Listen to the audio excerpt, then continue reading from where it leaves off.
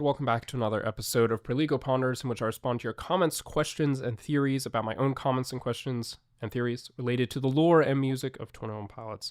As always, if you would like your own comment to be featured in next month's episode or next week's episode of Perligo Ponders, just comment something you find interesting, a question you have that's been bugging you, or a theory that you want explored further and discussed further. And we have a good number of comments to get through. So let's get started. And another thing that's interesting, for the first time ever, I think, these comments are coming from a variety of sources. So if you're not aware, Perligo Ponders is currently distributed on both YouTube and Spotify, and people are leaving comments on Spotify, one of which will be included in tonight's episode. And then also the community tab is live on my channel. People can go and post. That's where this first comment came from Riker. You don't have to just comment on a YouTube video. If you're listening to this on Spotify, you can comment on Spotify and your comment will be seen and read. And you can also head over to the community tab if you want to lay out a longer question that will be seen by the rest of the community, who can also interact with the question and respond to it and provide their own answer in addition to what I will say. Riker, for the next Perligo Ponders, this goes into my theory about how Drag Path is a USB Clancy made alone by himself, and Drag Path itself is the evidence it talks about in the song, and how it could be hidden in the Clancy jacket box. Is that Dark Clancy? Or do you mean a box set, or do you mean the box in Paladin Strait? What if some other songs were on the USB, and on that USB was, well, the Ultimate Capitulus, or however you spell the Ultimate album? And maybe if this is true, and 21 Pilots comes out and says this, maybe we will get Drag Path to the public commentary and some other stuff. I mean, this is an interesting theory, right? I don't know that we have a lot of evidence either way. I mean, especially with Drag Path being included in both editions of the Digital Remains, I do think it's not invalid to say it's something that, in the context of the lore, was hidden for the other banditos or the torchbearer to find. I don't have my journal, Clancy's journal, my copy of it. I think it's somewhere over there. Anyway, I don't have it with me, but I always like pulling it up when we're talking about Drag Path, because I think in large part that collection of letters is part of the evidence that he talks about, and that's something that is contained within the lore. So I very much agree that the song is talking about, within a lore context, evidence that exists within the lore context, even though that's also evidence that explains the lore to us, right? And that's part of how we are brought into the lore, and we interact with and engage with the lore more than just in a sense that we watch it. We're part of it. So a USB specifically, I don't know, but certainly some kind, maybe it's a cassette, right? Because they have cassette tapes in the Skeleton Icy era. We know those exist in Dima, in the World of Trench. So maybe a cassette in the box that the Torchbearer and the Banditos bring to Clancy before he rallies the troops for the Battle of Paladin Strait. The one that, as Riker said, contains his jacket. Then the other half of this is this idea that this might be revealed as an additional part of the story and part of the lore, that other songs will be contained on it. Maybe that's where we would see Seldom Surface, No Kin, I'm Not Home, and it would be the actual Clancy Ultimus Capitulus. You know, it would be officially released, right? That, unfortunately, I think is far less likely to be true. Again, I don't think we're going to get another album. I don't think we're going to get more music. I don't think there's a lot of evidence that suggests that, as cool as that might be. I'm personally am okay and kind of happy that the story is over and ended the way it has, right? I don't think they should necessarily drag it out. No pun intended. No fun intended. But I think there's also just not a preponderance of evidence that suggests that there is going to be a third album in the future. But I do like this idea otherwise, and I do think it's interesting to consider further that not just the lyrics and the letters and all of that were left as evidence for the next Clancy, or the Torchbearer. I believe it's the next Clancy, but regardless, for whoever's supposed to find Clancy. But in addition to all of that, that the song itself would be left for them to listen to. And I think that could make a lot of sense, because again, after Skilled and Icy, it became clear that 21 Pilots as a band exists inside the lore of Dima. The citizens of Dima know who 21 Pilots is and know their music, at least Skilled and Icy, which is always like a weird, interesting part of the story that really gets overlooked. So it's not impossible to consider that Drag Path, as well as a song, would be included in their in-universe discography, or could be a song that could be found, at least by the Rebels, the Banditos. This next comment is also a community-posted comment from Kristen, who writes, "For Perligo Ponders, Blurryface has always existed. See Blasphemy, from No Fun Intended Taxicab from Self-Titled, Anathema from Regional at Best, etc. He represents at his core rebellion against the love of Christ. Your mind will take a stand, a signal of a greater love. This is made obvious by the symbols that Tyler has on his arm, the ones referenced in Doubt, perhaps. These symbols are used on his Instagram profile description as well. The second one corresponds to your mind will take a stand against a greater love. The empty set symbol was developed by the Nicholas Bourbaki group, and the band began using it in the album Blurryface. My point is that the empty set symbol represents Blurryface. This is interesting. Who represents rebellion against God. Also see blasphemy. I'm curious about your thoughts on this, as you often discuss the lore aspect, but omit the spiritual significance of the lore. Fair enough. Thanks for the amazing content. Keep up the good work. I watch all of your live streams after they come out. All right. Well, hello to future Christian who will be watching this later. Yeah, that's an interesting question. I'm sure other people have, and I just didn't notice it or whatever. I've never actually thought of the idea of Blurryface being the empty set symbol. I don't think that's a terrible idea. Yeah, they began using it with the album Blurryface. That's true. I guess the question is, like, what does the empty set symbol denote within the context of the Bourbaki group? I don't actually remember off the top of my head, besides it being empty set, but like, it's not a zero, right? There's something, but it's empty. People will remember better than I will. I would have to refresh my memory on that particular aspect. But leaving that aside, just assuming you are fully correct in that, and in that being a good connection to Blurryface, which I think is fair, it does seem pretty clear to me that Blurryface represents rebellion against God. And I certainly, I guess to the first half of your question or your comment, I certainly have long been a proponent of the theory that this story has existed at the very least since Self-Titled in some form. That is a controversial take.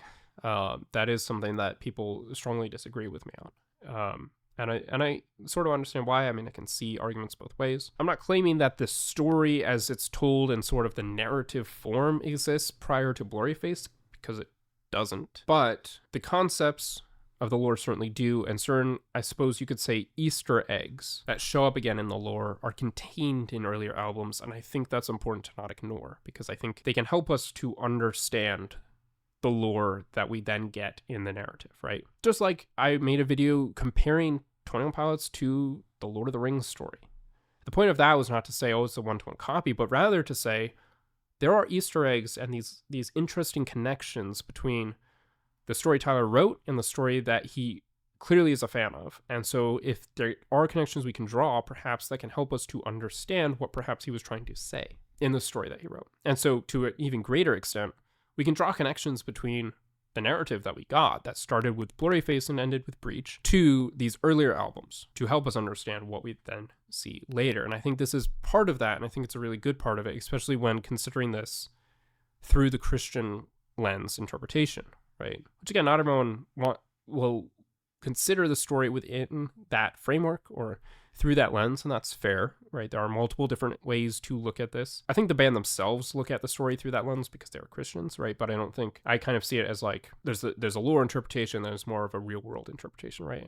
And both are valid, but they're different. And they coexist and have an interesting relationship together, but there are different understandings depending on how you look at it. We sort of see, as we talked about in a previous episode, how as time goes on, and especially starting with Blurryface onwards, a lot of the explicit Christian themes sort of drop away as everything gets shrouded in the metaphor of the story. And so to point back to the earlier albums and the earlier work, and to understand a character like Blurryface as the part of Tyler who is placed in opposition or rebellion against God, I think is an important thing to acknowledge, because that isn't necessarily something that we see quite so clearly outlined in later albums. Although you could make an argument, and this might actually be an interesting video to make, Blurryface being the album Blurryface is a character study into Blurryface, right? And his motivations. Just like Clancy is a character study into Clancy, right? The whole album is named after that character for a reason. And because of that, you can maybe look at certain songs like Heavy Dirty Soul or Doubt through the lens of Blurryface in a sense, and what that would actually mean in terms of how those songs tie into the lore and so on.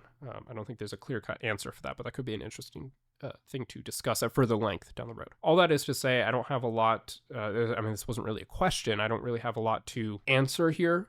I don't have a clear-cut answer, I suppose is what I'm trying to say, but I think this is a very interesting way of looking at it. And again, I'd be curious if you want to do a follow-up comment, or maybe I'll look into it more myself, or other people can comment as well, kind of more explicitly how the connection it pertains to the Bourbaki group and the empty set symbol. This is a comment that comes from the Spotify audience. And also the commenter who wrote this chose to stay anonymous, so there's no name or anything, no shout out on this one. I watched the City Walls music video and noticed something. It almost looks like Nico switched bodies with Clancy. When he stabbed Clancy, both of them acted differently. Clancy instantly learned new abilities and started acting like a bishop. And Nico seemed surprised.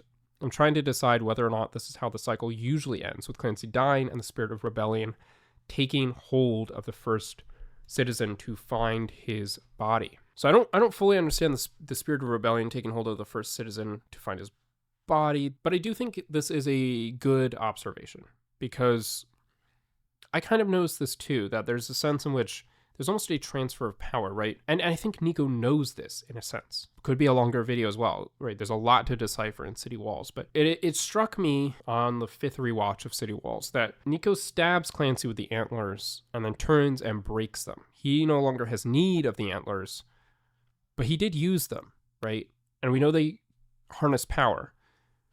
And so he stabs them into Clancy. Clancy falls, seems almost to die, right? He's fading away, and then suddenly he rises up again, and he's fine. He's alive, and he's not injured. He becomes a bishop. His friends leave. He's good to go. Or his friend, the torchbearer, leaves. The rest become bishops with him. It does seem like perhaps Nico transfers his power and his role on to Clancy. And that just like Clancy is going through a cycle, Nico is going through a cycle because he's a future version of Clancy. And so his cycle maybe is now coming to an end finally.